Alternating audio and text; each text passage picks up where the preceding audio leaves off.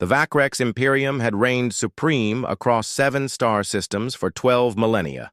Their biological vessels, magnificent living ships that traversed the void between stars, were unmatched in their elegance and efficiency. High Commander Dristax stood on the observation deck of the flagship Eternal Membrane, his 4 eyes fixed on the swirling azure nebula before him. His scaled skin shimmered with bioluminescent patterns, signaling contentment. "Another successful exploratory mission, High Commander," said Lieutenant Orvixa, her tendrils rippling with pride. "No signs of intelligent life as expected." Dristax nodded, a gesture adopted from an ancient species they had encountered millennia ago, before they quietly eliminated them. "The universe continues to prove what we have always known. Advanced civilization is rare, and those that do emerge—" He let the thought hang. The unspoken truth permeated the chamber. Those civilizations that did emerge were systematically eliminated by the Vacrex before they could become threats. It had been their way for thousands of years. Preemptive extinction was their doctrine. Better to snuff out potential rivals early than face them as equals later. "Prepare the fleet for return to—" Dristax's order was cut short by a piercing alarm. "High Commander!" shouted the sensor officer, his voice trembling. "Unknown object emerging from dimensional space." The main view screen flashed to life, displaying what appeared to be a tear in the fabric of reality. From this dimensional wound emerged a vessel unlike anything the Vacrex had ever encountered, angular, metallic, and utterly inorganic. Its hull was scorched and damaged, suggesting it had been in combat or suffered some catastrophic event. "Impossible," whispered Dristax. "No species should have dimensional travel capabilities besides us." The vessel was massive, at least 3 kilometers in length, with what appeared to be weapon ports dotting its hull. Most disturbing of all, it seemed to be heading directly toward the Vacrex fleet. "Scans indicate artificial construction," reported Orvixa, her voice laced with disgust. "The beings inside, they're not responding to our telepathic inquiries." "Artificial?" Dristax hissed. "Mechanical ships are primitive. No evolved species would choose metal over living tissue." Yet, as he spoke, the alien vessel accelerated, performing maneuvers that defied the Vacrex understanding of physics. It moved like a predator, deliberate, calculating, and with unmistakable purpose. "They're powering weapons!" shouted the tactical officer. "Impossible!" Dristax said again, but with less conviction. "No species would dare attack the Vacrex Imperium." Alien ship fired, a brilliant lance of energy that sliced through one of the Vacrex support vessels as if it were nothing. The living ship's death scream echoed through the telepathic network, causing several crew members to collapse in agony. "Return fire!" ordered Dristax, his bioluminescent patterns now flashing danger signals. "All vessels, converge!" The Vacrex fleet, 12 of the most advanced bioships ever grown, moved to surround the intruder. They launched their organic torpedoes, living projectiles that sought their target with unerring accuracy. But the alien vessel's point defense systems activated, precise beams of energy that detonated the torpedoes prematurely. Not a single one reached its target. "We're receiving a transmission," Orvixa announced, her tendrils trembling. "It's audio only. Primitive wavelength communication." "Let us hear it," Dristax commanded, his 4 eyes narrowed in concentration. A harsh, unfamiliar voice filled the command deck. "Vacrex vessels, this is Captain Isolde Raveneye of the United Earth Alliance warship Retribution. Your species has been found guilty of genocide across multiple star systems. Prepare to be boarded." The High Commander's skin paled. "Who are these creatures that know our name?" The answer came as the alien ship launched smaller vessels, dropships heading toward the Eternal Membrane. Humanity had arrived, and they had come for justice. Captain Isolde Raveneye stood in the drop bay of the UEA Retribution, her cybernetic eye scanning tactical readouts while her natural eye remained fixed on her soldiers. 30 elite orbital drop shock troopers, veterans of the Proxima Rebellion, checked their weaponry with practiced precision. "Listen up," she called, her voice carrying across the bay. "Intelligence from our dimensional jump has confirmed what we suspected. These Vacrex are responsible for the extinction of at least 17 developing civilizations across this sector, including our Centauri colonies." Her fist clenched around the hilt of her ceremonial blade, a reminder of Earth's last stand against the Vacrex scout vessels 3 years prior. Humanity had barely survived that encounter, but it had revealed the existence of a far greater threat. "Their biology is their technology," she continued. "Their ships are alive. Their weapons are alive. Even their damn communication systems are organic. But they've never encountered anything like us." Lieutenant Morrigan, her second-in-command, stepped forward. The neural implants along his temples pulsed with data. "Drop pods are ready, Captain. Boarding teams assembled." "Remember," Isolde said, addressing the room, "we want their command structure intact. The Retribution needs their navigational data. If we're going to find and save any other civilizations these bastards have targeted." The ship rocked as Vacrex weapons fire finally found its mark. The Retribution's shields held, but they wouldn't indefinitely. Helmets on. Deploy.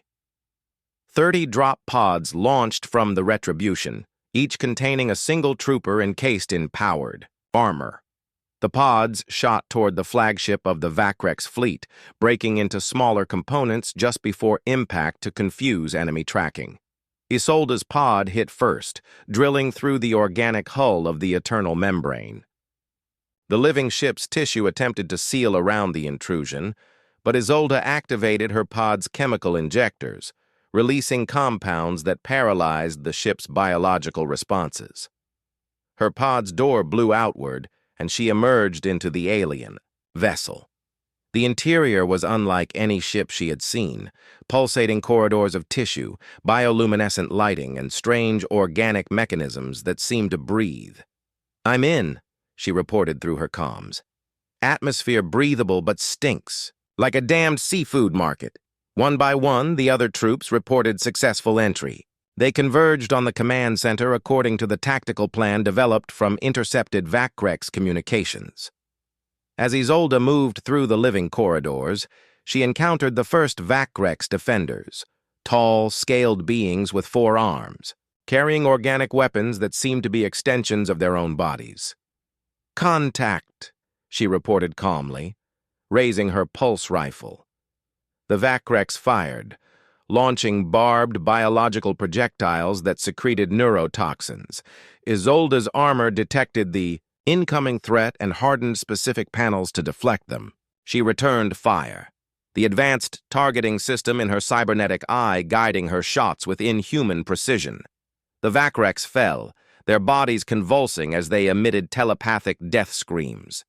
More defenders poured into the corridor, but they were met by the rest of Isolde's team arriving from different entry points. "Push forward," Isolde commanded. "Remember the Centauri." The humans advanced with tactical precision that shocked the Vacrex defenders. Each trooper moved in coordination with the others, using combat patterns developed specifically to counter the Vacrex's telepathic advantages. Lieutenant Morrigan's voice came through the comms. "Captain, we've breached their memory centers, downloading their star charts and extinction records now." "Good work," Isolde replied, stepping over fallen Vacrex to approach what appeared to be the door to the command center. "All teams converge on my position. We're taking their leadership." As the door to the command center began to seal itself, the living tissue attempting to harden into an impenetrable barrier, Isolde jammed a chemical injector into the membrane. The door spasmed and fell limp. "Knock, knock," she whispered, and kicked the paralyzed tissue inward. High Commander Dristax had never known fear, not truly, until the moment the strange bipedal creature burst through the command center entrance. Its body was encased in artificial armor, with glowing elements that mimicked the bioluminescent communication patterns of his own species. One of its eyes shone with an unnatural light that seemed to scan and analyze everything it saw. More of the creatures poured in behind it, their weapons trained on the Vacrex command staff. Unlike the elegant biological weapons of the Imperium, these devices spat metal and energy with brutal efficiency. "High Commander Dristax," the lead creature said, its voice translated through some unseen mechanism. "I am Captain Isolde Raveneye of Earth. Your reckoning has arrived." Dristax's tendrils flared in warning. "How do you know my name? What is this Earth? We have no record of your species." "You wouldn't," said another of the creatures. "This one with glowing implants along its skull. We intercepted your scout vessels before they could report back. Unlike the other civilizations you've encountered, we fought back." Isolde stepped closer, her organic eye filled with a cold fury that transcended species differences. 3 years ago, your scouts attacked our Centauri colonies. You expected to find primitive settlements, easy to eradicate. Instead, you found humanity. The realization dawned on Dristax with crushing weight. The lost exploration fleet. We assumed they perished in a stellar event. "They perished all right," Isolde said, her voice tight with controlled rage. "But before they did, we captured their biological computers, learned your language, your history, your methodology." Lieutenant Orvixa moved suddenly, her tendrils reaching for an emergency communication node. A precise shot from one of the human soldiers severed the appendage, leaving her writhing in pain. "Your species has practiced systematic genocide for 12,000 years, continued Isolde. Each developing civilization detected, catalogued, and eliminated before they could reach the stars, all to ensure Vacrex dominance. Dristax's inner eyelids fluttered in confusion. "It is the natural order. The strong survive. The weak perish." "Except you never faced anyone strong before," Isolde replied. "You only attacked emerging civilizations. Species taking their first steps into space never equals, never real threats." The human lieutenant approached, holding up a device that projected images of planets. Beautiful worlds teeming with life, then the same worlds rendered barren and lifeless. "We've decoded your extinction records," he said. 17 civilizations in this sector alone. Billions of sentient beings, all erased by Vacrex decree. For the first time in his long life, Dristax felt something akin to shame. Not for the extinctions, those were necessary for Imperium security, but for the tactical error that had led to this moment. They should have sent more scouts to the human territories, should have assessed the threat more carefully. "What do you want?" he finally asked. "Coordinates," Isolde answered immediately. "Locations of all civilizations you've targeted but haven't yet eliminated. We're going to save them." Dristax laughed, a harsh sound that echoed through the living walls of the command center. "You're too late. The purification fleets have already been dispatched to the remaining targets. Within a solar cycle, they will all be cleansed. The human captain didn't react with the despair or rage Dristax expected. Instead, she smiled, a cold, terrible expression. "We suspected as much," she said. "That's why we brought the retribution. This ship isn't just a warship, it's a dimensional broadcaster." Dristax's 4 eyes widened in horror. "Impossible. Such technology—" "We reverse-engineered it from your scout vessels," interrupted the lieutenant. "Crude by your standards, perhaps, but effective enough to send a message across dimensional space, directly to every civilization you've targeted." "A warning," Isolde continued, "along with technology to detect and counter your bioships. As we speak, your purification fleets are sailing into prepared defenses." Dristax felt the telepathic network fill with panic as other Vacrex received this news. For the first time in known history, the Imperium's carefully orchestrated extinctions were being thwarted.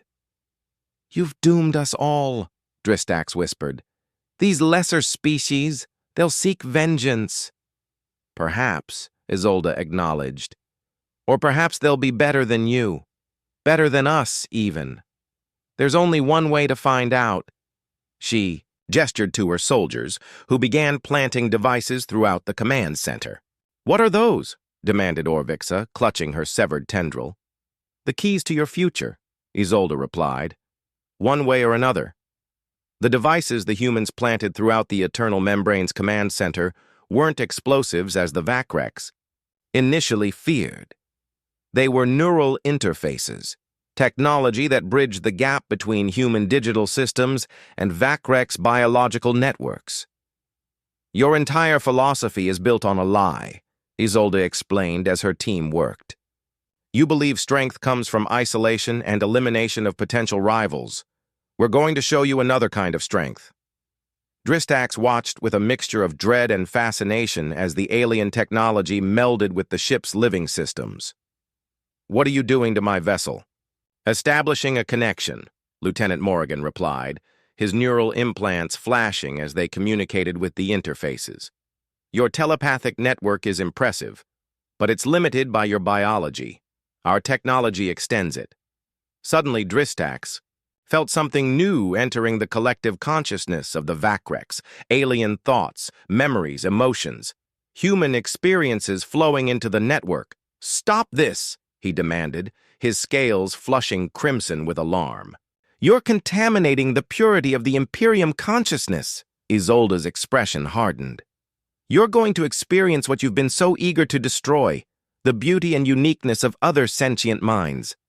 The neural interfaces pulsed with increasing intensity. Through them came not just human experiences, but preserved memories and cultural artifacts from the 17 civilizations the Vacrex had eliminated. Languages, art, philosophies, dreams, all the rich diversity that had been erased from the galaxy. "This is why we fight," Isolde said quietly.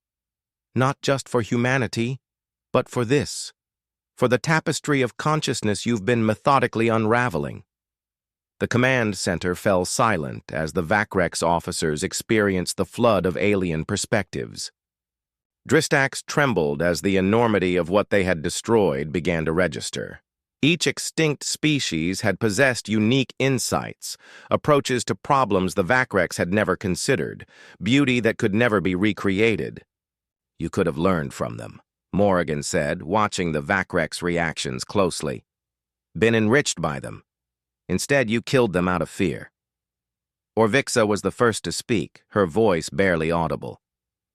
We believed that competition between sentient species was inevitable, that eventually any other intelligence would become a threat.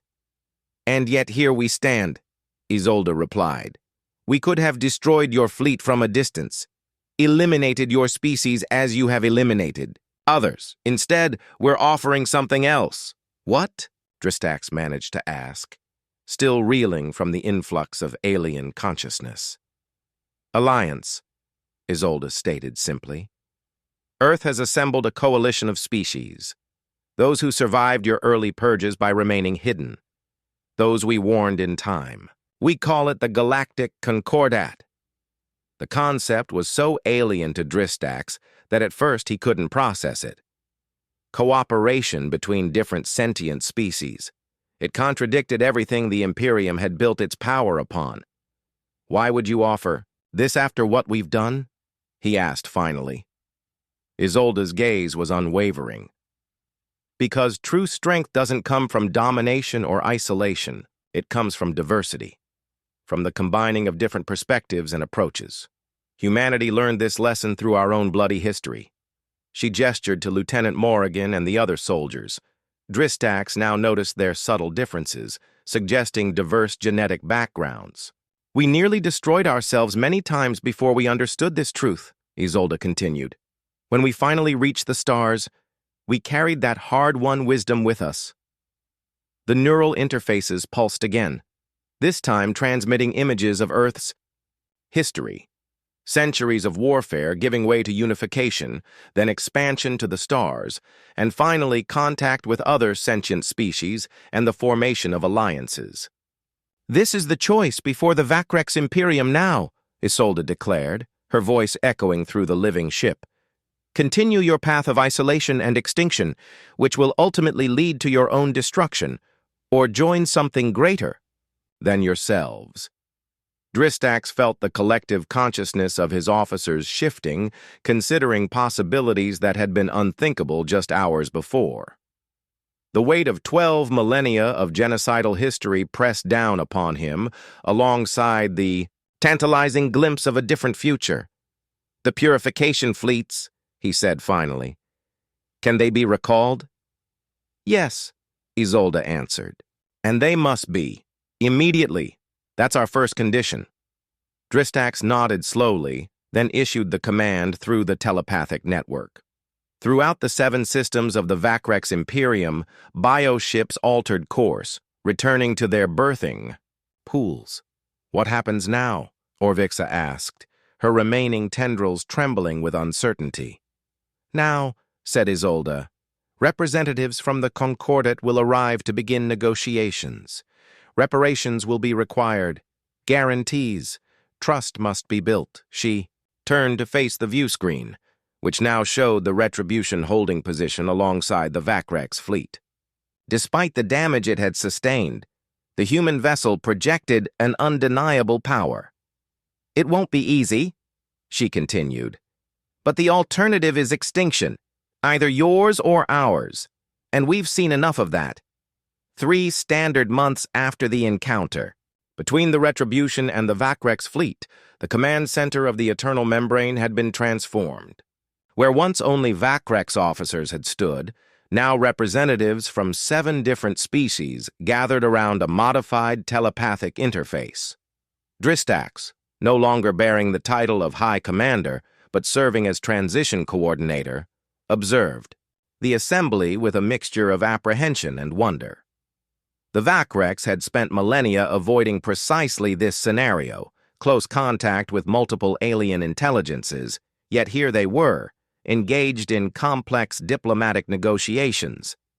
"The reseeding of the Procyon system must be prioritized," insisted Ambassador Rilva, a crystalline being whose silicon-based civilization had narrowly escaped Vacrex purification thanks to the human warning.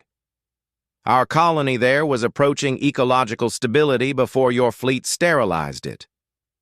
"Agreed," Dristax responded, still finding it strange to negotiate rather than command. "Our biotechnology specialists are already cultivating compatible ecosystems. Captain Isolde Raveneye, now serving as Earth's representative to this preliminary council, nodded approvingly. In the months since the boarding, she had remained aboard the Eternal Membrane to oversee the transition, leaving the Retribution under Lieutenant Morrigan's command. "The restoration projects are showing promising results," she confirmed, projecting images of a formerly barren world now showing the first signs of renewed life. Vacrex bioengineering, when turned toward creation rather than destruction, is remarkably efficient. The irony wasn't lost on Dristax. The same technologies that had sterilized countless worlds were now being repurposed to heal them. It would take centuries, perhaps millennia, to undo the damage the Imperium had caused, but it was a start. "There remains the question of accountability," noted Thalcor, a towering avian representative whose people had suffered tremendous losses to early Vacrex incursions. "Many call for punishment of those who ordered the extinctions." An uncomfortable silence fell over the gathering. This had been the most contentious issue throughout the negotiations: how to balance justice with the practical need for Vacrex cooperation. Isolde stepped forward. "The Concordat operates on principles of restorative rather than punitive justice. The Vacrex leadership has surrendered their military capabilities and committed their resources to undoing their damage. Former command staff are now leading restoration teams." "And the memory transfer program?" inquired Ambassador Rilva. "Proceeding as planned," Dristax confirmed. All Vacrex now receive the collective memories of the species we eliminated. It is difficult to process, but necessary. This had been Isolde's most ingenious demand, that the entire Vacrex population experience the cultures they had destroyed. The neural interfaces had been deployed throughout the Imperium, ensuring that no Vacrex could ignore the consequences of their civilization's actions. "We're also implementing the Knowledge Exchange Initiative," added Orvixa, who had become an unexpected advocate for integration with the Concordat. Vacrex biological technology, combined with human dimensional physics and Rilvan crystalline computing, has already yielded remarkable advances. Isolde nodded. "This is the foundation of the Concordat. The understanding that diversity breeds innovation.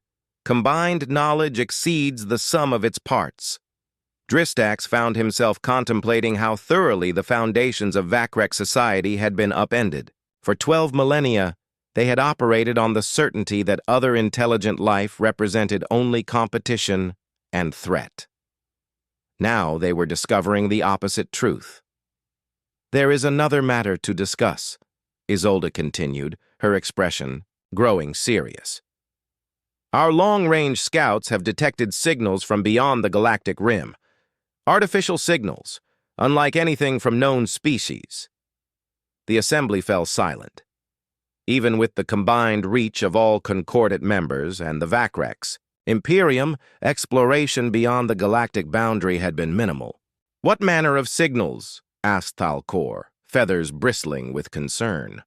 "Unknown," Isolde replied. "But they appear to be approaching, slowly but deliberately." Dristax felt a familiar fear rising, the ancient Vacrex instinct to eliminate potential threats. But now, that instinct was tempered by new understanding. "Whatever approaches," he said carefully, "we should not repeat our errors. We should seek to understand before we judge." Isolde gave him an approving nod. "Exactly.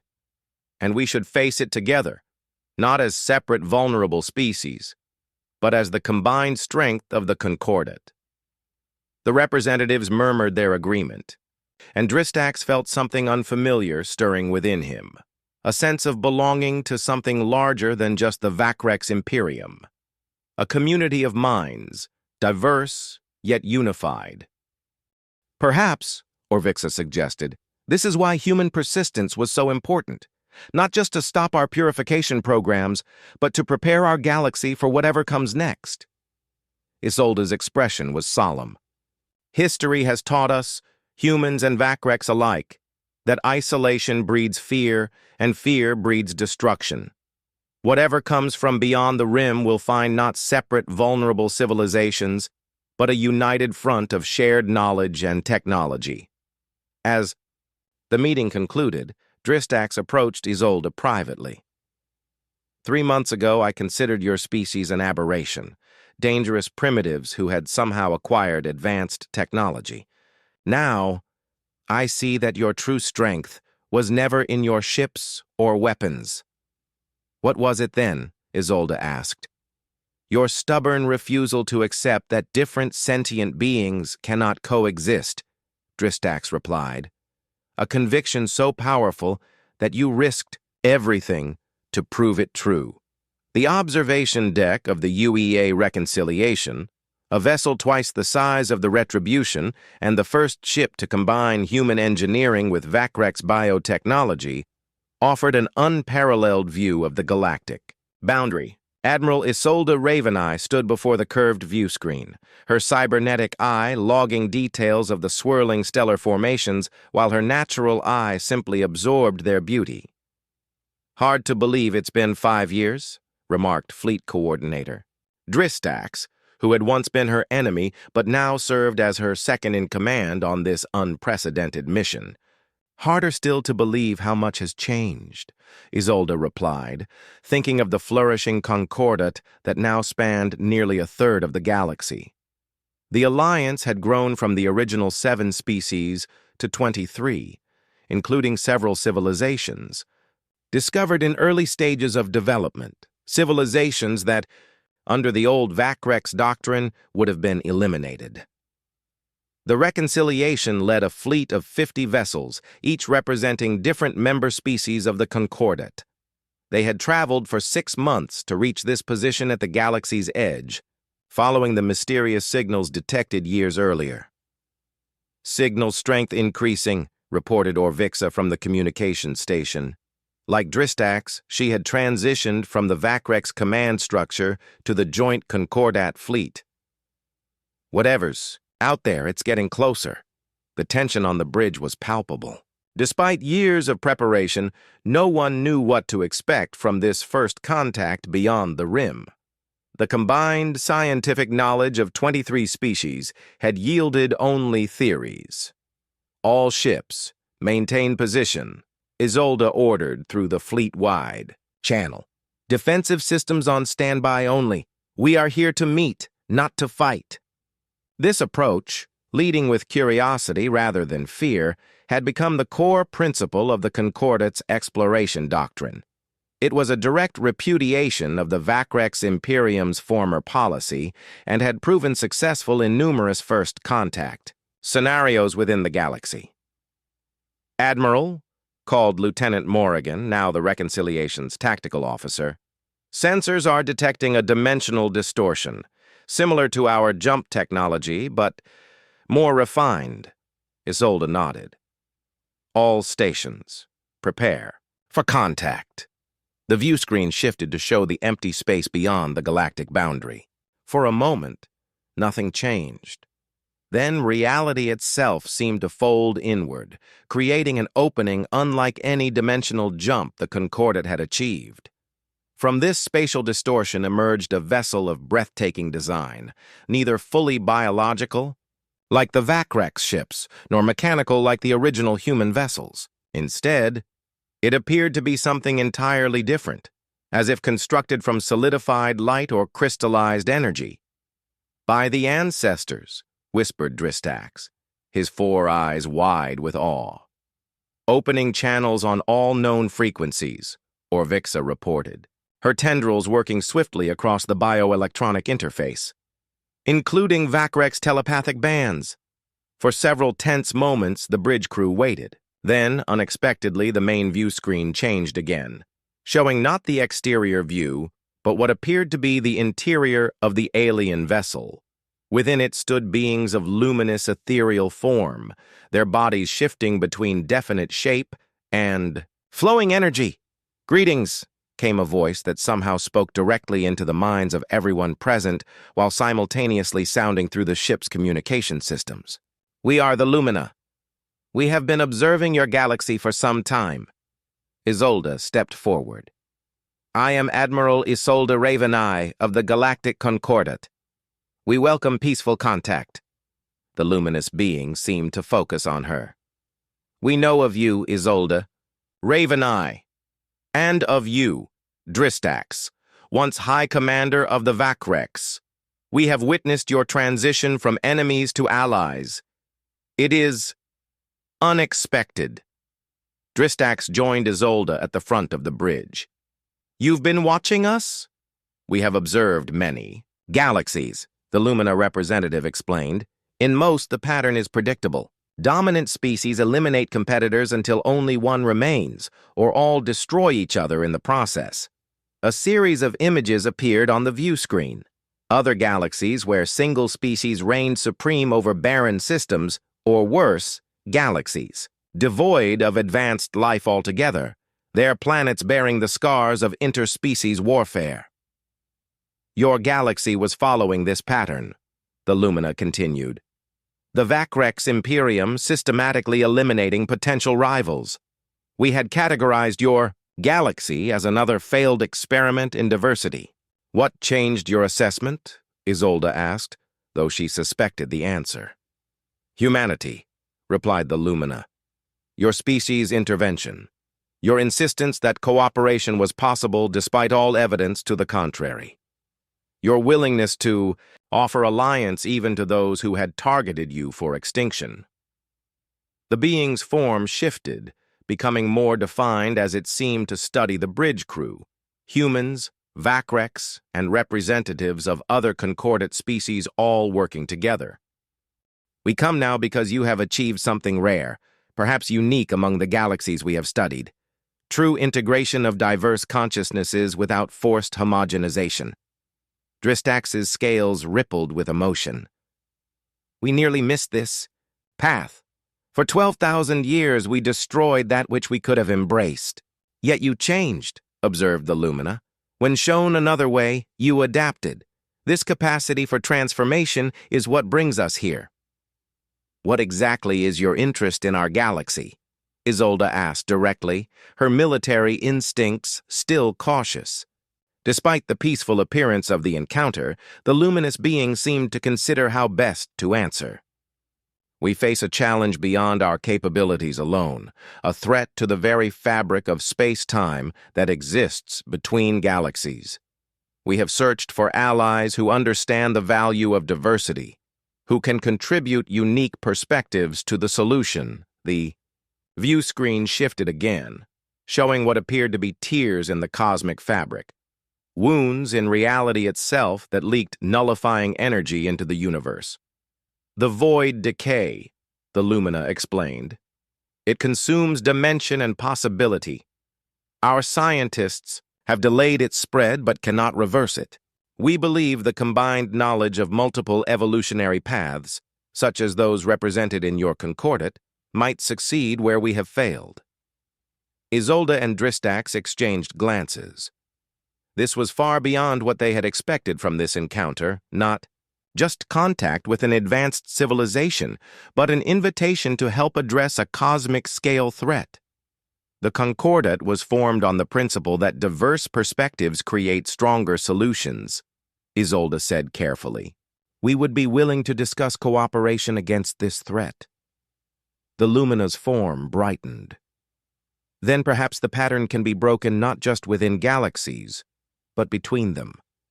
A greater concordate spanning multiple star spirals, each contributing their unique evolutionary wisdom. Dristax stepped forward. 5 years ago, I would have ordered your destruction simply for being different. Now I understand that our differences are precisely what make alliance valuable. A lesson hard won, observed the Lumina, but perhaps just in time. As diplomatic discussions began between the Lumina representatives and the Concordate delegation, Isolde found a moment to stand again at the observation window, Dristax beside her. Before them stretched their galaxy, home to thousands of worlds and hundreds of sentient species, most yet undiscovered. From extinction to alliance to cosmic partnership, Isolde mused. All because a damaged human warship crashed into a Vacrex fleet. And because its captain chose to board rather than destroy, Dristax added. To understand rather than eliminate. Isolde smiled. Humanity has always been stubborn that way. For which the galaxy should be grateful, Dristax replied, his bioluminescent patterns displaying what Isolde had learned to recognize as profound respect. Behind them, the representatives of 23 species from the Galactic Concordat engaged with the Lumina delegates, already sharing ideas and approaches to the void decay problem. Each brought unique perspectives shaped by their evolutionary history and technological development. The universe, it seemed, was far larger and more complex than either humans or Vacrex had imagined. But facing it together, they were stronger than any species could be alone. As the reconciliation prepared to escort the Lumina vessel back toward Concordat space, Isolde issued a fleet-wide communication. Log this in all records as the beginning of the Intergalactic Accord. The day we learned that the principles that united our galaxy can unite galaxies themselves. The ship turned, its revolutionary hybrid drives, part human engineering, part Vacrex biotechnology, propelling it smoothly back toward the heart of the Milky Way, no longer a solitary galaxy, but part of something greater still. The stars seemed brighter somehow, as if illuminated not just by their own fusion, but by the limitless potential of civilizations that chose cooperation over conflict, diversity over dominance, and creation over destruction. humanity had crashed into the galaxy with their deadly ships, and in doing so, they had saved it.